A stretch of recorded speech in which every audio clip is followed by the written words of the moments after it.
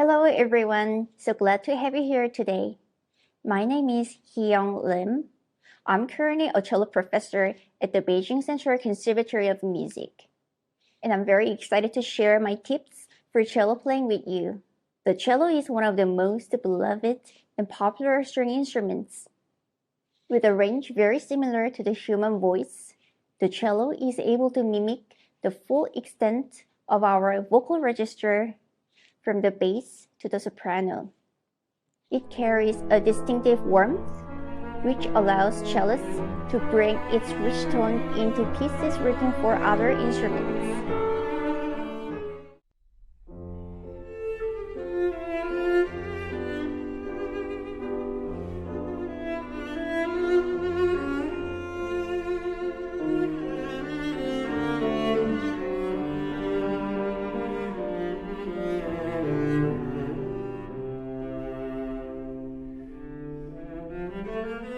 The cello's unique instrument profile enables us to make a diverse variety of suitable arrangements for all pieces.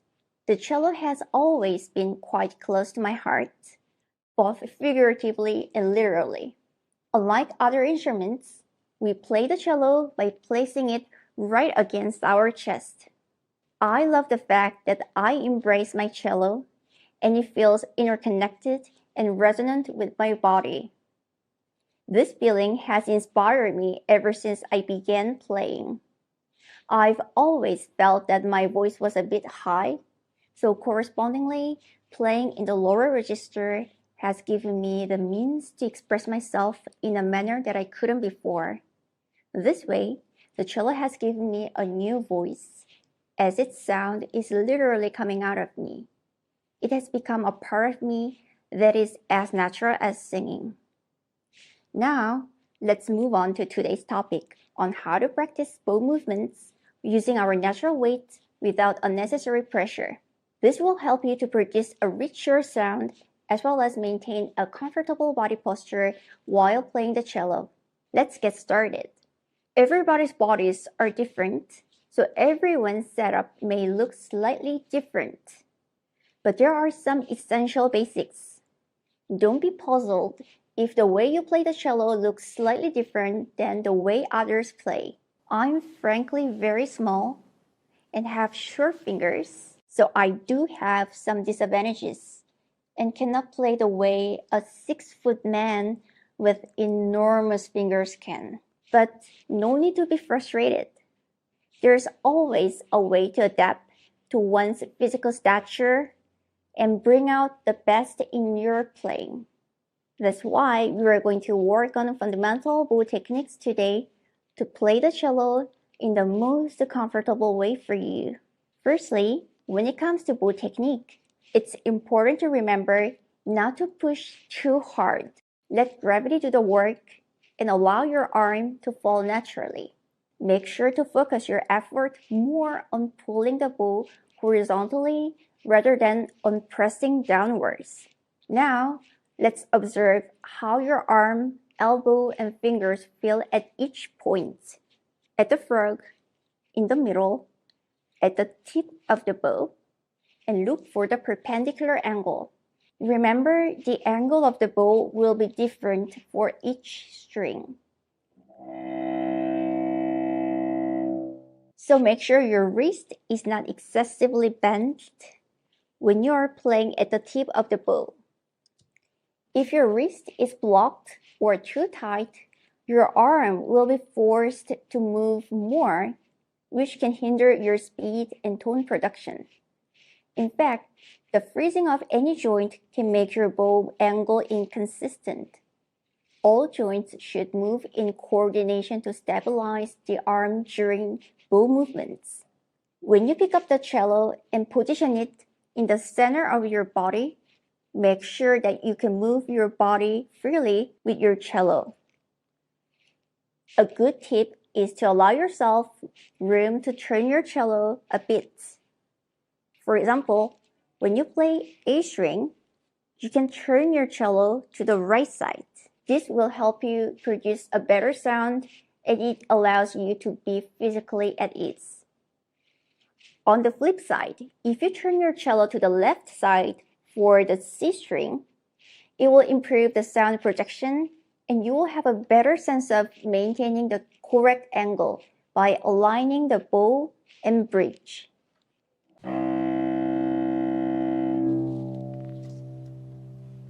You can also monitor yourself while sitting in front of a mirror so you can watch your movement carefully. If the angle is not correct, there will be some differences in quality of sound as well. The bow can also be used to make different types of sounds. If you want to make a strong sound, it's best done with flat bow hair for maximum contact. If you want to make a softer sound, you can choose to use a minimal amount of hair.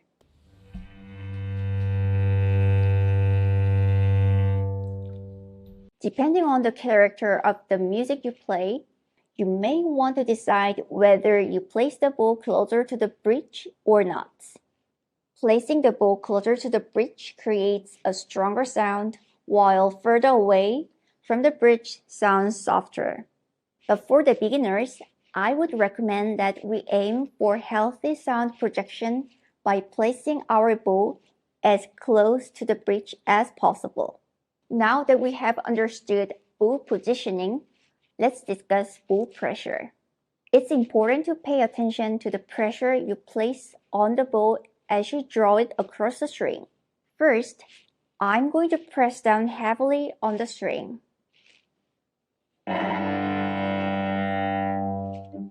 Now, I'm not going to press as hard and just draw the bow across the string.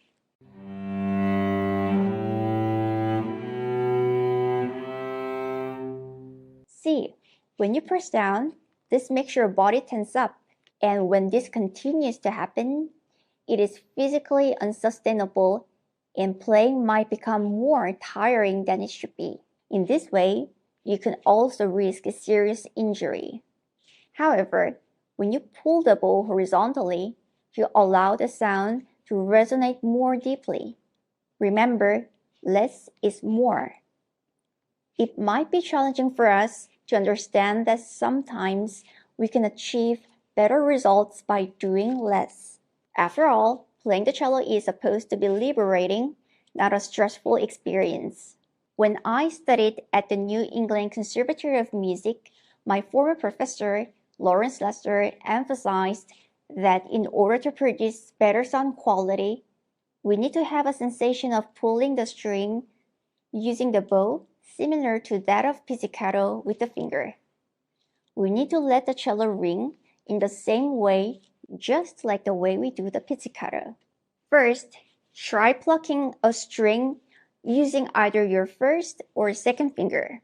As you can see, the movement goes from left to right. This horizontal effect should be replicated when playing the down bow. Now, let's turn to the up bow.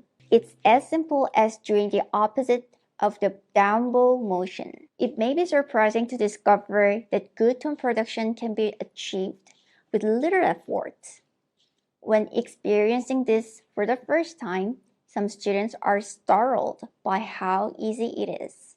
In a sense, anything achieved through vertically pushing down or pressing on the string can be done more effectively by pulling the string sideways. The key is to allow the natural weight of your arm to apply slight pressure. It should feel as though energy is flowing from your back to the contact point. However, your back should not feel rigid or stiff, since we do not want to create tension that can lead to physical restriction. As you can see, pulling the string horizontally is much more effective than pushing straight down on them. This movement provides greater stability and avoids the impulse to use more force than necessary. That's all for today. I hope you found this tutorial beneficial. I plan on posting more cello-related content in the future, so if you liked this video, please consider subscribing to my channel.